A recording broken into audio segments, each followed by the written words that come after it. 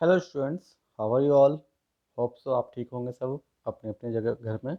ठीक है, और अच्छे से पढ़ाई कर रहे होंगे। हम लास्ट क्लास में हमने जो पढ़ा था वो पढ़ा था डिस्कवरी ऑफ कैथोड रेज और इलेक्ट्रॉन्स, जैसा भी आप बोलना चाहें। तो वहाँ पे हमने देखा था कि कैसे इलेक्ट्रॉन की डिस्कवरी हुई थी और क्या क्या इसकी कैरेक्टरिस्टिक्स थी। नाउ आज हम जो पढ़ने वाले हैं वो है नेक्स्ट टॉपिक, डिस्कवरी ऑफ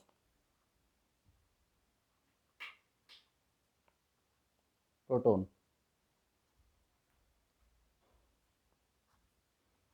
ठीक है, तो प्रोटॉन की डिस्कवरी कैसे हुई, इसके पीछे रीज़न क्या था, इसकी डिस्कवरी के पीछे लोग जो साइंटिस्ट थे वो क्यों आ गया है। क्योंकि डाल्टन्स ने ये तो कह दिया था कि एटम जो है वो न्यूट्रल है, लेकिन विलियम्स क्रुक की जो डिस्कवरी थी उसके बाद ये भी प्रूव हो गया कि जो एटम है, कोई सा भी एटम ले लो चाहे आप, इस यूनिवर्स के अंदर जितना भी मैटर है उन सब के अंदर जितने भी एटम्स है उस एटम के अंदर सबके अंदर इलेक्ट्रॉन्स है।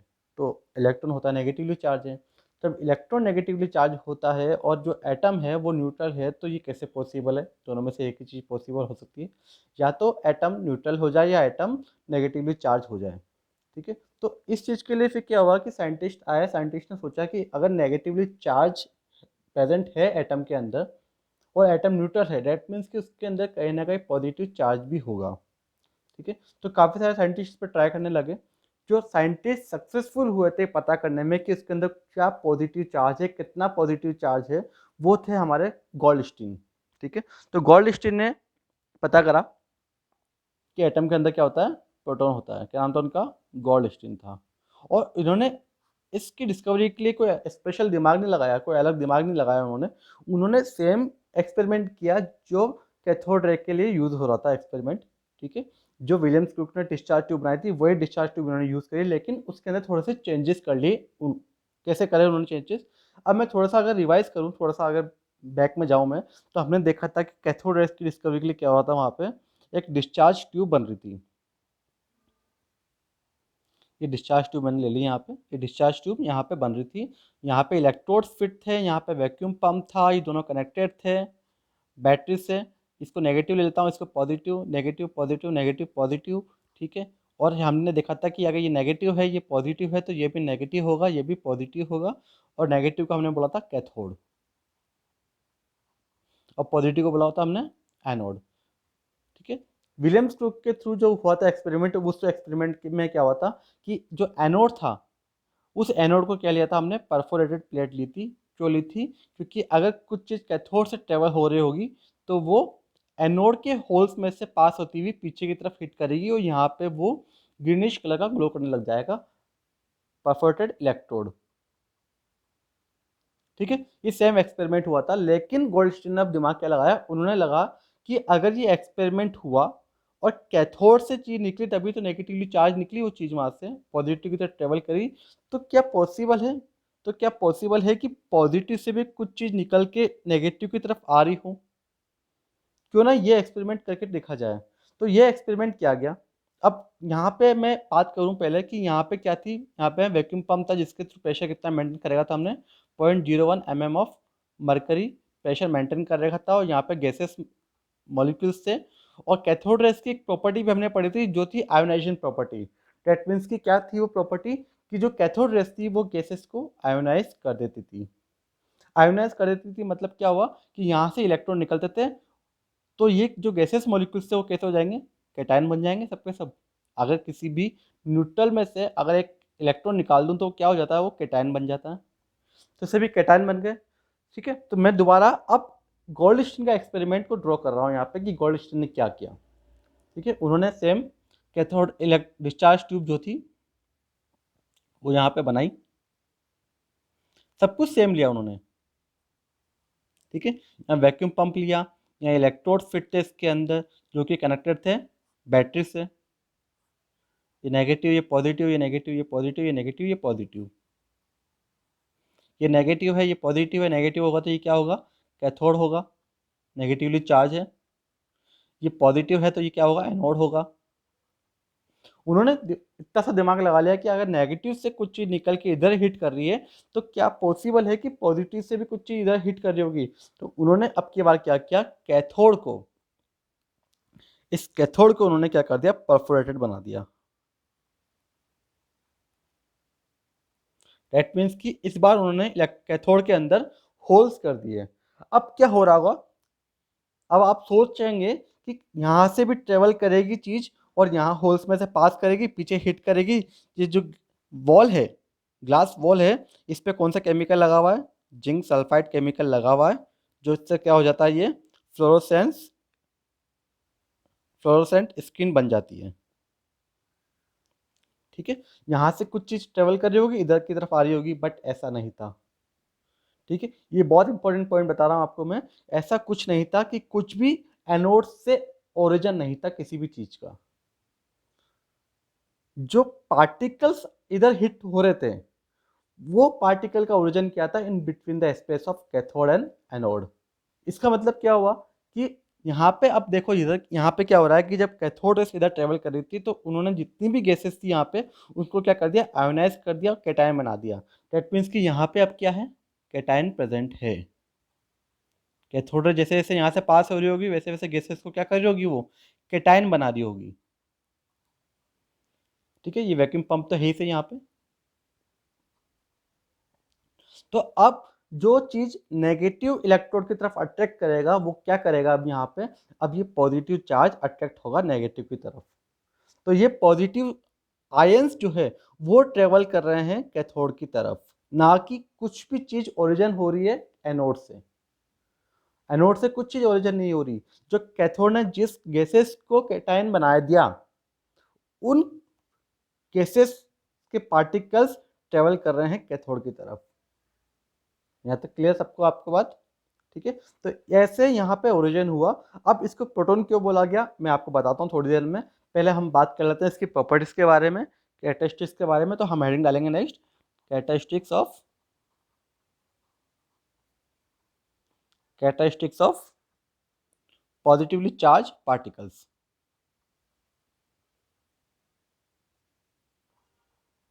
Positively charged particles. अब एक्सपेरिमेंट तो जो कैथोड रे के अंदर हुए थे, वही सेम एक्सपेरिमेंट यहाँ पे भी हुए। सब कुछ वही करा गया, यहाँ पे सॉलिड ऑब्जेक्ट रख दिया। सॉलिड ऑब्जेक्ट रखने से क्या हुआ, ये जो पार्टिकल्स हिट हो रहे थे यहाँ पे, बीच में एक रुकावट आ गई यहाँ पे, जिससे पार्टिकल इधर की तरफ ट्रेवल नहीं कर पाएंगे। तो यहाँ पे वो चीज़ ग्लो नहीं करेगी, नहीं ग्लो करेगा तो यहाँ पे उस ऑब्जेक्ट का शेडो बन जाएगा। ठीक है, और इससे पता लग जाएगा कि जो पार्टिकल्स ट्रेवल कर रहे हैं वो कैसे ट्रेवल कर रहे हैं, उनकी डायरेक्शन क्या है, they travel in a straight line. तो पहला पॉइंट क्या होगा हमारा, एनोड रे। क्योंकि एनोड से ओरिजिन, एनोड रे हैं, एनोड की तरफ से मानते हैं कि हम इधर से एनोड से कुछ कैथोड की तरफ आ रही है, इसलिए इसको एनोड बोला गया, हमने एनोड रे बोला हमने इसको। ठीक है, तो एनोड रे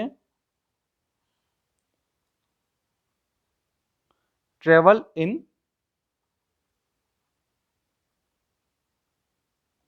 स्ट्रेट लाइन। सेकेंड जो पॉइंट था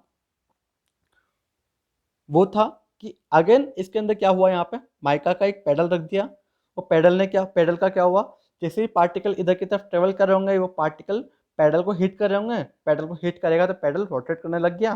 रोटेट करने लग गया मतलब क्या, कि जो पार्टिकल हिट कर रहे हैं वो पार्टिकल के अंदर मास है, they are made up of material type particle. Clear? तो सेकंड पॉइंट अगेन वही था हमारा, एनोड रे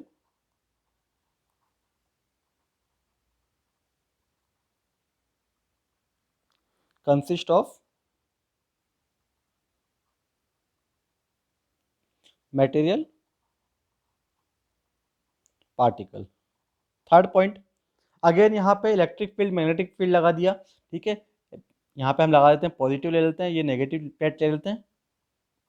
इसको, ये इलेक्ट्रिक फील्ड है तो ये कनेक्टेड है कहीं ना कहीं वायर से।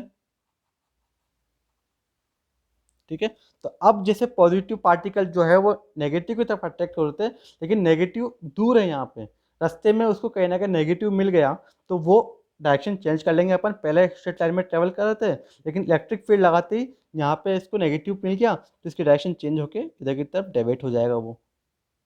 इससे पता लग गया कि वो इलेक्ट्रिक फील्ड और मैग्नेटिक फील्ड से इफेक्टेड होते हैं। ठीक है, तो नेक्स्ट देख लेते हैं अपन, anode ray are deflected by electric and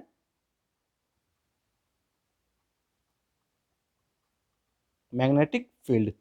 magnetic field का क्या कंसेप्ट है बेटा? आप बोलोगे सर मैग्नेटिक फील्ड तो आपने लगाया नहीं यहाँ पे, तो मैग्नेटिक फील्ड क्या है? एक यू शेप्ड टाइप स्ट्रक्चर होता है किसी मैग्नेट का। तो ये यू शेप्ड जो स्ट्रक्चर था, इसको यहाँ पे इसके ऊपर ऐसे रख दिया हमने, ऐसे रख दिया तो ऊपर की तरफ डाइवर्ट हो जाएंगे। नीचे की तरफ यूँ रखा हमने तो वो नीचे की तरफ डाइवर्ट हो जाएंगे। तो इस टाइप से वो मैग्नेटिक फील्ड से भी डाइवर्ट हो रहे थे। ठीक है। applied anode ray are deflected by electric and magnetic field and they get deflected towards the direction of towards the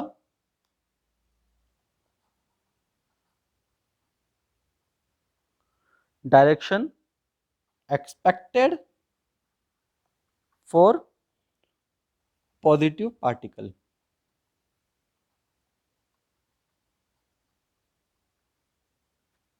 ठीक है। Fourth in important point,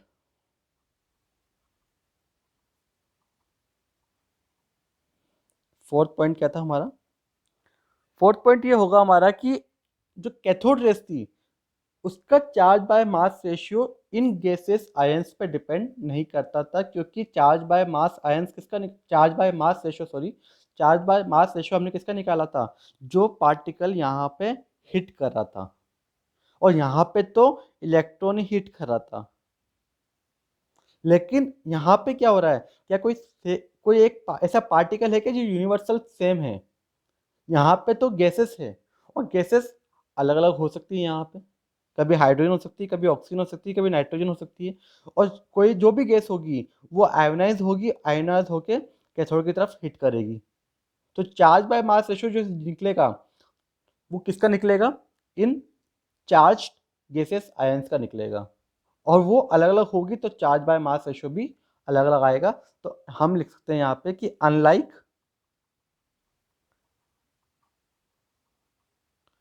cathode ray the positively charged particle the positively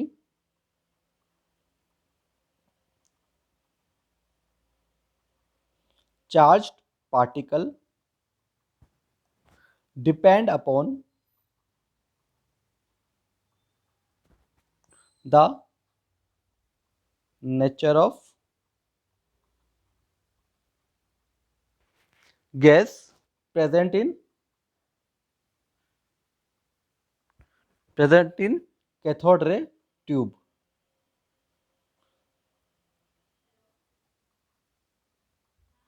clear? तो चलिए फटाफट इसको copy कर लीजिए बेटा, screen pause करें, कॉपी करें, मैं पेज टर्न करता हूँ, कुछ और बातें करते हैं इसके बारे में। ठीक है। तो अब चार्ज बाय मास रेशियो की आपने बात कर ली कि चार्ज बाय मास रेशियो जो है वो डिपेंड करेगा नेचर ऑफ गैस पे। तो चार्ज बाय मास रेशियो अगर मैं लिख रहा हूँ यहाँ पे चार्ज बाय मास रेशियो, तो ये जो रेशियो है ये रेशियो मैक्सिमम कब आएगा? जब ये जो वैल्यू है मास की जो वैल्यू होगी वो मिनिमम होगी, तो ये पूरा का पूरा जो है मैक्सिमम आ जाएगा। ठीक है। तो यहाँ पे हमने क्या करा, हाइड्रोजन का मास रख के देखा, जो वैल्यू आई वो हमने यहाँ पे नोट डाउन कर ली, और हमने पता कर दिया कि ये चार्ज बाय मास रेशियो आएगा, maximum charge by mass ratio कितना होगा, इतना हो सकता है।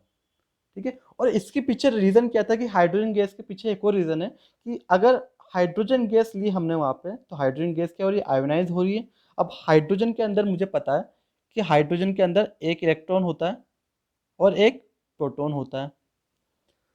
तब जब कैथोड रे निकली होगी यहाँ पे, तो हाइड्रोजन गैस को उसने आयोनाइज कर दिया होगा, ये इलेक्ट्रॉन यहाँ से निकल गया। अब हाइड्रोजन के अंदर क्या बचा? एक प्रोटॉन ही बचा। मतलब कि मैं कह सकता हूँ कि H प्लस आयन ना होके यहाँ पे एक प्रोटॉन ट्रेवल कर रहा है एनोड से कैथोड की तरफ। क्लियर? एनोड से कैथोड की तरफ जो है एक प्रोटॉन ट्रेवल कर रहा है। तो मैं ये कह सकता हूँ कि चार्ज बाय मास रेशियो जो होगा प्रोटॉन का वो कितना होगा, वो ऐसे निकल जाएगा। अगर यहाँ पे हाइड्रोजन रखूँगा मैं तो चार्ज बाय मास रेशियो आ जाएगा प्रोटॉन का। ठीक है। तो इस टाइप से हमने charge by mass ratio calculate किया प्रोटॉन का। Charge by mass ratio proton that will be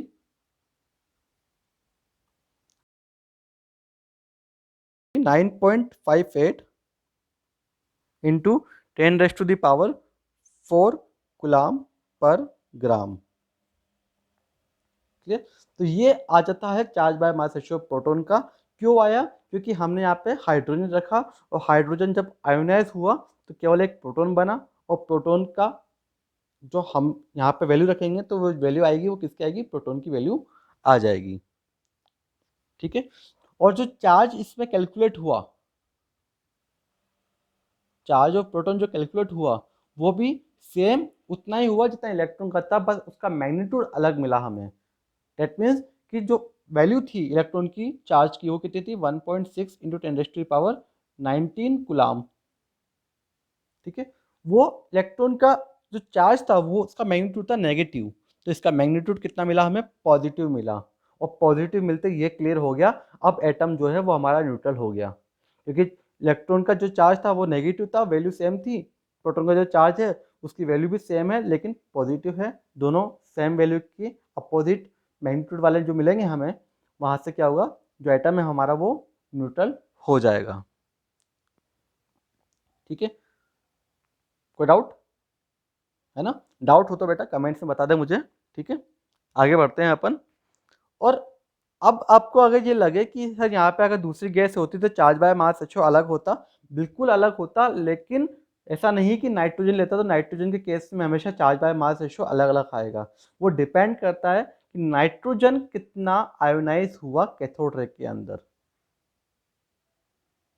nitrogen N2 की फॉर्म में होता तो नाइट्रोजन हो सकता था कि एक ही इलेक्ट्रॉन आयोनाइज कर रही हो कैथोड रे, हो सकता था कि दो इलेक्ट्रॉन को एमिट निकाल रही हो यहाँ से। जब एनोड रे सॉरी कैथोड रे जब यहाँ पे हिट कर रही होगी तो हो सकता था कि एक इलेक्ट्रॉन निकाल सकती हो इसका, हो सकता है दो इलेक्ट्रॉन निकाल रही हो इसका। तो यहाँ पे जब चार्ज अलग अलग हो जाएगा तो चार्ज बाय मास रेशियो भी अलग अलग हो जाएगा सेम गैस के लिए। तो आप ये नहीं कह सकते कि अलग अलग गैस के लिए चार्ज बाय मास रेशियो अलग होगा लेकिन हमेशा कांस्टेंट होगा। N2 के लिए चार्ज बाय मास रेशियो भी डिफरेंट डिफरेंट हो सकता है, डिपेंड करता है कि चार्ज कितना है उस गैस के ऊपर। क्लियर? चलिए नेक्स्ट टॉपिक है जो हमारा, वो है हमारा डिस्कवरी ऑफ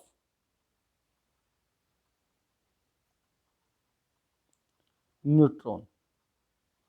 नाउ एक क्वेश्चन जो जनरेट हुआ वो ये कि सर न्यूट्रॉन की डिस्कवरी की रिक्वायरमेंट क्यों हुई हमारी? जब एटम न्यूट्रल हो गया हमारे पास, पता लग गया कि एटम के अंदर दो टाइप के पार्टिकल है, दोनों का अपोजिट चार्ज है, एटम न्यूट्रल हो गया, तो अब न्यूट्रॉन की डिस्कवरी कैसे हुई और क्यों करनी पड़ी? तो इसलिए करनी पड़ी क्योंकि जब हमने कोई, मान लेते हैं हम सोडियम लिया हमने यहाँ पे, तो सोडियम के अंदर हमें पता है कि 11 इलेक्ट्रॉन होते हैं, 11 प्रोटॉन होते हैं। ये डिस्कवरी के थ्रू पता लग गया हमें कि सोडियम है उसके अंदर 11 इलेक्ट्रॉन है तो 11 ही प्रोटॉन होंगे, अपोजिटली चार्ज होंगे, तो एटम जो है हमारा सोडियम का न्यूट्रल हो गया। अब इसका जब मास था, इसका जो वेट हमने कैलकुलेट किया, तो जो वेट 11 इलेक्ट्रॉन 11 प्रोटॉन का सम करने के बाद जो वेट आना चाहिए था वो वेट नहीं आया यहाँ पे। एक्चुअल वेट जो था, जो एक्चुअल वेट था वो कितना आया? वो कहीं ज़्यादा आया, और इस वेट से अब एक्चुअल वेट ज़्यादा आ रहा है, 11 इलेक्ट्रॉन है 11 प्रोटॉन है, फिर ऐसा क्या है कि इसमें वेट बढ़ गया। तो ये पता करने के लिए इसका वेट एक्चुअल में बढ़ क्यों रहा है, और वेट ही बढ़ रहा है क्योंकि एटम तो न्यूट्रल हो गया। तो ये भी पता लग गया कि इसके अंदर, एटम के अंदर कोई ना कोई पार्टिकल ऐसा जरूर है जिसका मास तो है लेकिन उसका चार्ज नहीं है। तो यही सब पता करने के लिए और साइंटिस्ट ने काम करना शुरू किया, और सबसे पहले जो सक्सेसफुल हुए ये पता करने में वो थे चैडविक। ठीक है, जेम्स चैडविक।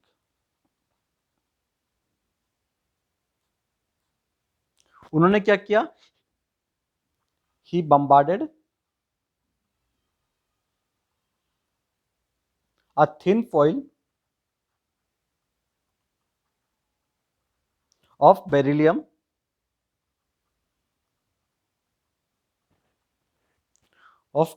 डबल एल आएगा यहाँ पे बेरिलियम में, ठीक है, विद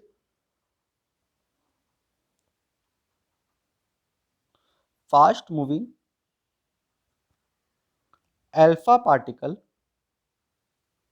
अल्फा पार्टिकल क्या होते हैं उसके बारे में बात करेंगे अपन, ठीक है। Alpha particle and observed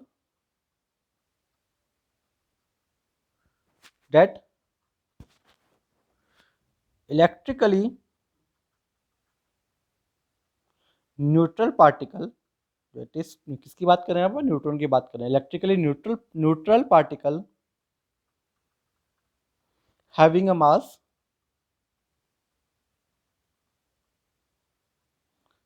mass slightly greater than proton. ठीक है, अब ये कैसे हुआ, बेरिलियम ले लेते हैं हम यहाँ पे, ये बेरिलियम ले लिया हमने, बेरिलियम का एटॉमिक नंबर होता है 4, मास नंबर होता है 9। इस पे बम्बार्डिंग करी गई किसकी, अल्फा पार्टिकल की। अल्फा पार्टिकल को क्या बोलते हैं हम, हीलियम न्यूक्लियाई भी बोलते हैं। ठीक है, क्यों बोलते हैं हीलियम न्यूक्लियाई, क्योंकि जो अल्फा पार्टिकल है उसका मास कितना है 4u है, और चार्ज कितना है उसका +2 चार्ज है उसका। सेम हीलियम लूँ मैं अगर, तो यहाँ पे 2 इलेक्ट्रॉन है 2 प्रोटॉन है, तो इसका मास हो गया, और इसका मास 2 न्यूट्रॉन है तो मास हो गया इसका 4।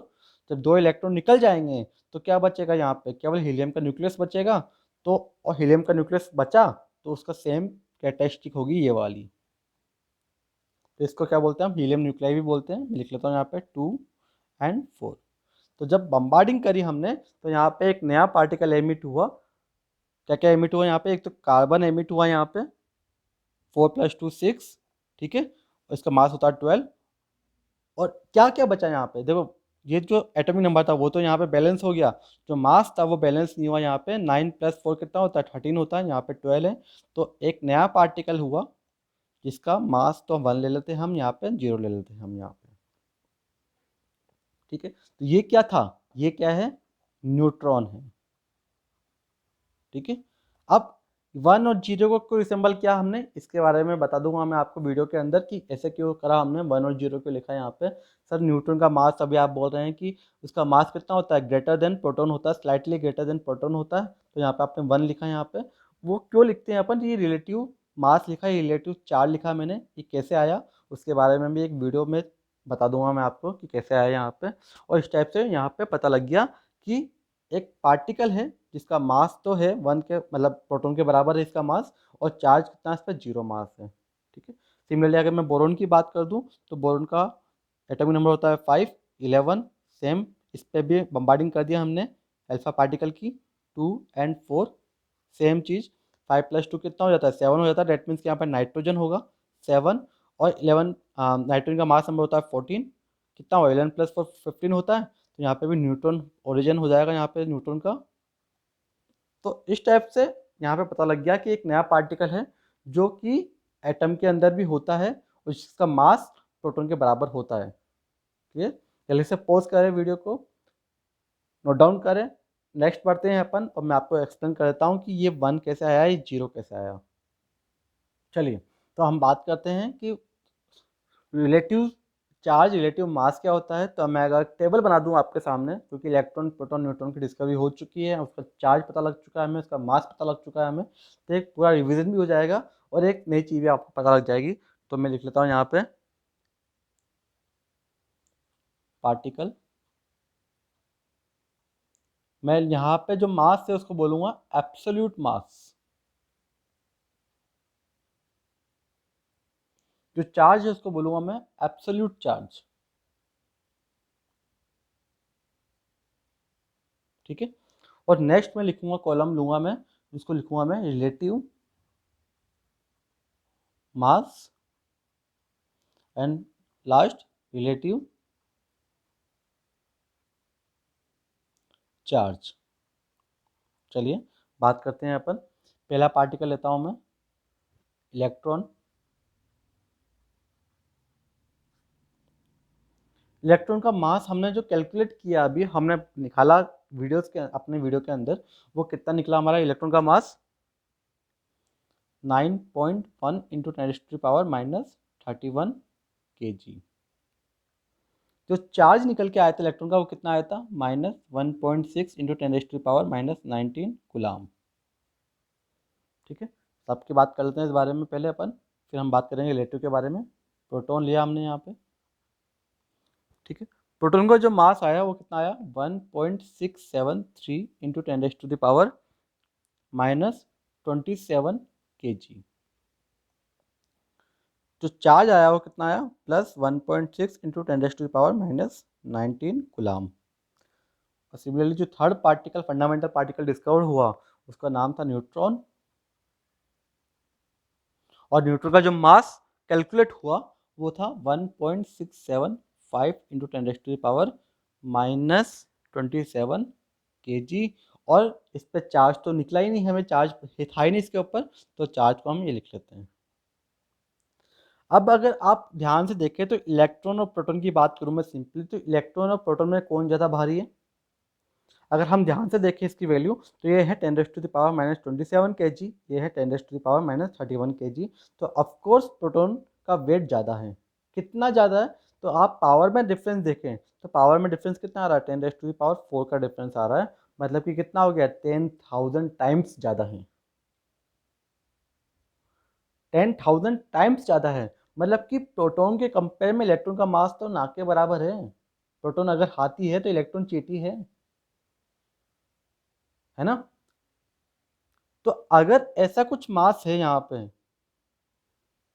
ऐसा कुछ मास है, तो प्रोटॉन का मास, अगर रिलेटिव मास की बात करूँ तो प्रोटॉन का मास मैं अगर 1 ले लूँ तो इसके कंपेयर में इलेक्ट्रॉन का मास तो कितना है ना के बराबर। तो अगर रिलेटिव में मैंने इसको 1 ले लिया तो इसके कंपेयर में रिलेट करूँ मैं इलेक्ट्रॉन का मास तो वो कितना है 0 है। और न्यूट्रॉन का मास प्रोटॉन के लगभग लगभग बराबर है, दोनों का मास मैं रिलेट करूँ तो लगभग लगभग बराबर ले लिया मैंने, 1 1 ले लिया।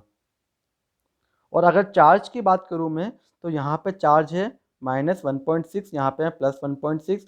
तो रिलेटिव बात करूँ तो रिलेटिव में तो क्या हो जाएगा, वैल्यू तो बराबर हो जाएगी लेकिन चार्ज चेंज हो जाएगा। तो अगर इसका रिलेटिव चार्ज लूँ मैं -1 तो इसके कंपेयर में इसका चार्ज कितना है, सेम है, +1 लिख देता हूँ यहाँ पे, वैल्यू तो सेम है दोनों की। और यहाँ पे चार्ज कितना है 0, इसके कंपेयर में इसका चार्ज है ही नहीं। क्लियर। तो अगर मैं सिंबल लिखूँ तो सिंबल क्या हो जाएगा इसका, वो होगा यहाँ पे कि ई, इलेक्ट्रॉन को तो मैंने लिख दिया ई, ठीक है। और ऊपर जो लिखूंगा मैं वो लिखूंगा इसका मास, रिलेटिव मास। तो रिलेटिव मास हो गया इसका 0 और रिलेटिव चार्ज हो गया इसका -1। प्रोटॉन की बात करूँ तो प्रोटॉन के लिए पी लिखूंगा मैं, यहाँ पे पी से डिनोट करूंगा प्रोटॉन को। ऊपर लिखूंगा मैं इसका रिलेटिव मास, तो ये हो गया 1, रिलेटिव चार्ज हो गया +1। न्यूट्रॉन की बात करूँ, न्यूट्रॉन का सिंबल होगा n, ऊपर लिखूंगा मैं रिलेटिव मास, तो ये हो गया 1 और रिलेटिव चार्ज हो गया 0।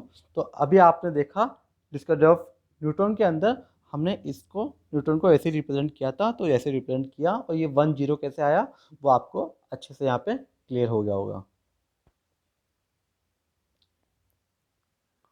क्लियर बेटा, है ना। तो ये फंडामेंटल पार्टिकल डिस्कवर हो गए, हालांकि इसके अलावा और भी कई सारे पार्टिकल डिस्कवर हुए नियरली अराउंड, अभी अगर हम थोड़ा नॉलेज के हिसाब से देखें तो अराउंड 33 या 35 पार्टिकल्स डिस्कवर हो चुके हैं, जो कि बोला जाता है कि ये एटम के अंदर प्रेजेंट है, लेकिन वो उनकी बात नहीं करेंगे अपन, क्योंकि उनको फंडामेंटल पार्टिकल्स के अंदर कंसिडर नहीं करा जाता। फंडामेंटल पार्टिकल्स के अंदर इलेक्ट्रॉन प्रोटॉन न्यूट्रॉन को कंसिडर करा जाता है, क्योंकि ये माना जाता है कि एटम्स की प्रॉपर्टीज जो है वो इलेक्ट्रॉन प्रोटॉन और न्यूट्रॉन ही डिसाइड करते हैं, बाकी दूसरे जो सब एटॉमिक पार्टिकल मिले हमें इसके अंदर के वो डिसाइड नहीं करते, ठीक है। हालांकि और भी पार्टिकल डिस्कवर्ड हुए यहाँ पे, पॉजिट्रॉन डिस्कवर्ड हुआ, मेसॉन डिस्कवर हुआ, न्यूट्रिनो डिस्कवर्ड हुआ, एंटी प्रोटॉन डिस्कवर्ड हुआ, ठीक है। काफ़ी सारे पार्टिकल डिस्कवर्ड हुए लेकिन उनके बारे में बात नहीं करते हैं अपन। नेक्स्ट हमारा जो टॉपिक है वो होगा मॉडल्स ऑफ एटम, लेकिन उससे पहले हम बात करेंगे एक चीज़ के बारे में जो कि होगा रेडियो एक्टिविटी।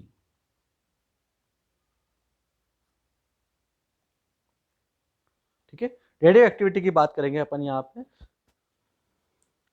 तो जब कैथोड रे और एनोड रे की डिस्कवरी हो गई तो यहाँ पे अब ये माना जाने लगा कि हर एक एटम के अंदर दो चीज़ तो होती है, लेकिन कुछ एलिमेंट ऐसे भी थे जो अपने आप ही रेडिएशन एमिट कर रहे थे। उनको कोई पावरफुल इलेक्ट्रिसिटी की जरूरत नहीं थी, पावरफुल बैटरी की जरूरत नहीं थी उनको, ठीक है। कोई प्रेशर की जरूरत नहीं थी कि इतना प्रेशर मेंटेन करा जाए तो कुछ एमिट होगा उनमें से।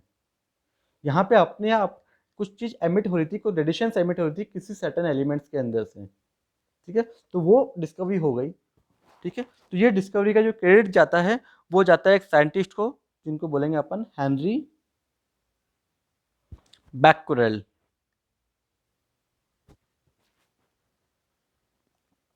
ठीक है। इन्होंने ही रेडियो एक्टिविटी की डिस्कवरी सबसे पहले की गई, ठीक है। और अगर हम यहाँ पे बात करें, थोड़ा सा आगे थ्योरी लिखे हम, तो यहाँ लिखेंगे अपन कि ही observed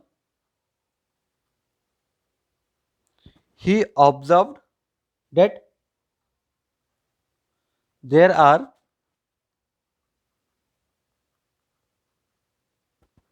certain elements which emit radiations on their own and named this phenomena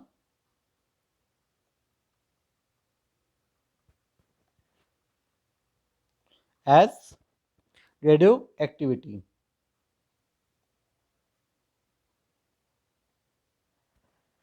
And the elements as radioactive elements, ठीक है। तो ये इन्होंने डिस्कवरी कर ली, लेकिन इस फील्ड में और भी काफ़ी साइंटिस्ट ने वर्क किया, जैसे मैरी क्यूरी थे, पेरी क्यूरी थे, रदरफोर्ड थे, फ्रेडरिक सॉडी थे। इन्होंने काम किया और काफ़ी अच्छा काम किया, इसके लिए उनको नोबेल प्राइज़ भी मिले कुछ साइंटिस्ट को, ठीक है। लेकिन सबसे पहले जो क्रेडिट जाएगा वो हेनरी बैक्यूरेल को जाएगा। कैसे काम किया उन्होंने उसके बारे में हम बात करेंगे। सबसे पहले वीडियो पॉज करें, नोट डाउन करें, नेक्स्ट पेज पे आते हैं अपन, वहाँ से हम आगे बढ़ेंगे, ठीक है। तो उन्होंने क्या किया, उन्होंने एक लेड ब्लॉक लिया, उसके अंदर एक रेडियो एक्टिव एलिमेंट रखा, जैसे हम यहाँ पे ले लेते हैं यूरेनियम ले लेते हैं हम यहाँ पे, और इस एलिमेंट में से कुछ चीज़ जो एमिट हो रही थी उसको उन्होंने इलेक्ट्रिक फील्ड और मैग्नेटिक फील्ड से भी पास किया, ठीक है। तो हम यहाँ पे इलेक्ट्रिक फील्ड एक बना लेते हैं यहाँ पे, ये नेगेटिव हो गया, ये पॉजिटिव हो गया, और ऊपर उन्होंने एक फोटोग्राफिक प्लेट लगा दी यहाँ पे इन्होंने,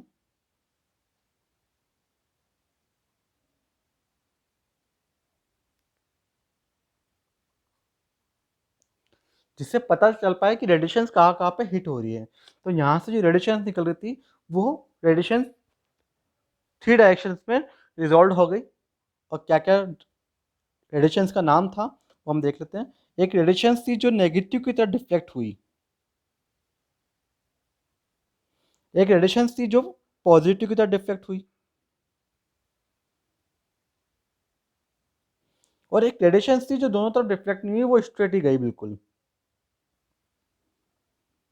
ठीक है। तो जो नेगेटिव की तरफ डिफ्लेक्ट हुई उस रेस को बोला गया अल्फा रेस, जो पॉजिटिव की तरफ डिफ्लेक्ट हुई उसको बोला गया बीटा रेस, और जो सीधी गई, जो नेगेटिव और पॉजिटिव दोनों तरफ रिफ्लेक्ट नहीं हुई, उसको बोला गया गामा रेस, ठीक है।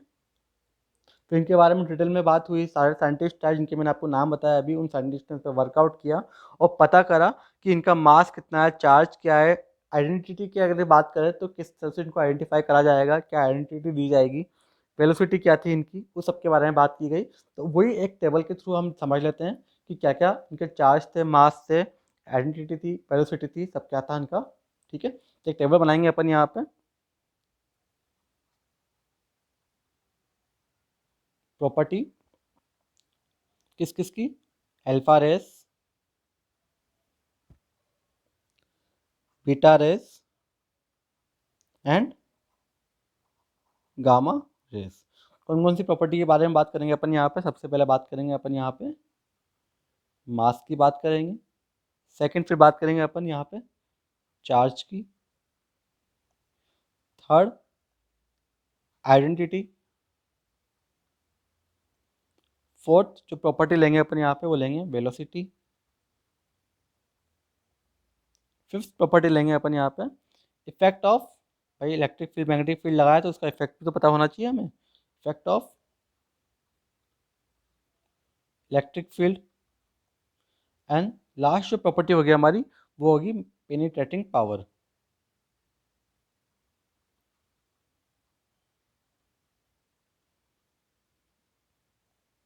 क्लियर। तो जो अल्फा रेस का मास निकल के आया वो था हमारा 6.67 इंटू 10⁻⁻27 kg। ठीक है, ज़्यादा से ज़्यादा मास है यहाँ पे अल्फा रेस का प्रोटॉन के कंपेयर में। जो बीटा रेस का मास आया वो आया 9.11 इंटू 10⁻⁻31 kg। ठीक है, इलेक्ट्रॉन के मास के बराबर निकल के आ रहा है बीटा रेस का मास।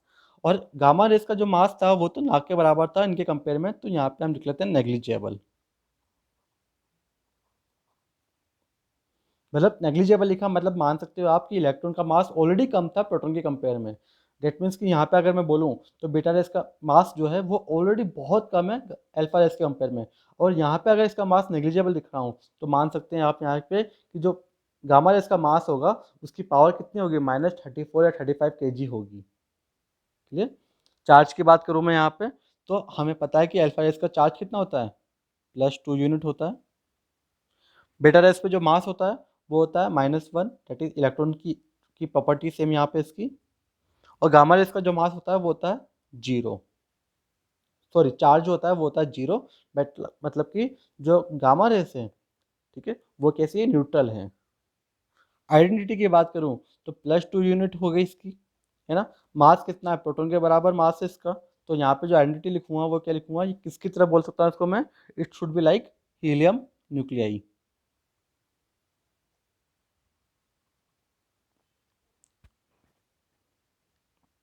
ठीक है, इसकी आइडेंटिटी क्या बोलूंगा, बिल्कुल सेम प्रॉपर्टी है, मास भी चार्ज भी दोनों किसके बराबर है, इलेक्ट्रॉन की तरह है। तो आइडेंटिटी क्या हो जाएगी, ये इलेक्ट्रॉन की तरह बोल सकता हूँ। ठीक है, और चार्ज है ही नहीं इसके ऊपर, मास ना के बराबर है। दैट मीन्स कि जो इसकी एनर्जी होगी, इसकी रेडिएशन की जो एनर्जी होगी वो बहुत ज़्यादा होगी। तो यहाँ पे मैं लिखूंगा आइडेंटिटी के रूप में हाई एनर्जी रेडिएशन। ठीक है, वेलोसिटी की बात करूँ मैं तो इसकी जो वेलोसिटी की अगर मैं कंपेयर कर रहा हूँ अभी, है ना, वेलोसिटी को कंपेयर कर रहा हूँ मैं वेलोसिटी ऑफ लाइट से, तो जो वेलोसिटी होगी अल्फा रेस की वो होगी 1/10 ऑफ वेलोसिटी ऑफ लाइट। ठीक है, और जो बीटा रेस है उसकी जो वेलोसिटी होगी वो वेलोसिटी ऑफ लाइट के बराबर ही वेलोसिटी है बीटा रेस की। तो लिख सकते हैं यहाँ पे nearly same of velocity of light.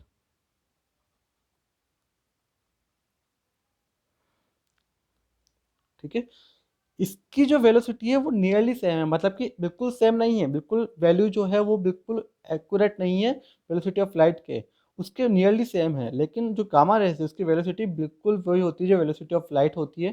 ठीक है, वेलोसिटी ऑफ लाइट कितनी होती है आपको पता ही है, नहीं पता तो कमेंट्स में बताएं। Same as that of light.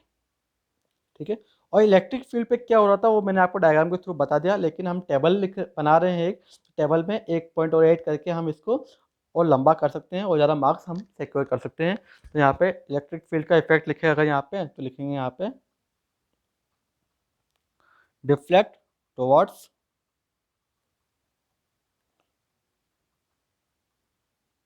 Negative plate. इसके बारे में लिख देंगे हम यहाँ पे again, deflect towards positive plate. और यहाँ पे तो हमें डिफ्लेक्शन दिखा ही नहीं तो हम लिखेंगे अपन no deflection. Clear. Penetrating power की बात करूं तो कंपैरिजन की बात करेंगे अपन यहाँ पे, और कंपेयर कैसे करेंगे अपन यहाँ पे कि पेनिट्रेटिंग पावर को कैसे बोलता हूँ मैं कि अल्फा रेस की जो पेनिट्रेटिंग पावर होती है सबसे कम होती है,